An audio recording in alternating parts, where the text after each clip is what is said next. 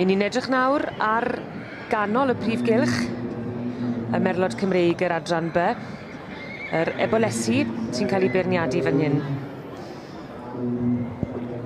Ac yn y safle cynta ar hyn o bryd, Rob, i ni yn gweld Heniarth Ffôl. Ie, eboles Heniarth i Richard Miller a Meirion Davies o Ferryside. Felly mae'r hosglymau allan ar cardiau a mae yna longyfarchion a tipyn o sgwrs hefyd rhwng y beirniad ac enillydd y dosbarth yma i ebolesi yn yr adran B, y merlod Cymreig. Yn wen o glist i glist, Meirion Davies fanny, a llongyfarchiadau mowr iawn iddo fe a Richard Miller ar ennill gyda Heniarth Ffôl.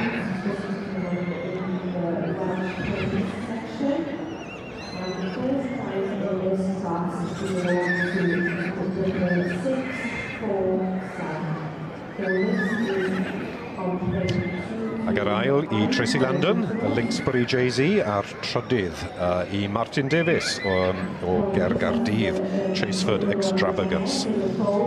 Tair eboles arbennig yn y Ligad I, ar rhaid gweud, y dosbarth bach cryfa heddi yn yr adran B.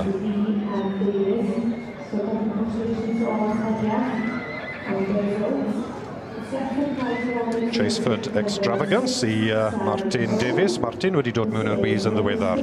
Brydfa Chaseford yn enwog iawn ar cyffyle rhanfryd na'r siow ponis bach wedi ennill drwy'r wlad i gyd a sioe ceffyl y flwyddyn yma. Gaseg gyntaf mae Martin wedi pyrnu a wedi cael trydydd ar eboles. A dyma chi lun hyfryd. Enillydd dosbarth yr ebolesi gyda'r adran B, y merlod Cymreig. A'n llongyfarchion mowr yn mynd i Meirion Davies a Richard Miller. A'r un sydd yn gwisgo yr hosglwm coch ac yn llawn heiddi'r wobr gynta ydi Heniarth.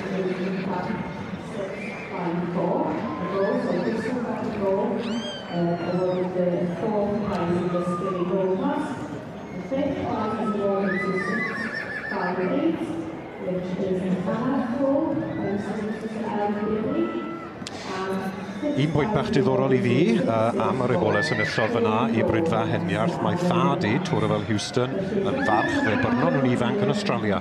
Wedi hedfan draw, wneud y gwaith, a twli eboles sydd wedi ennill yn y sioe frenhinol. So da iawn nhw.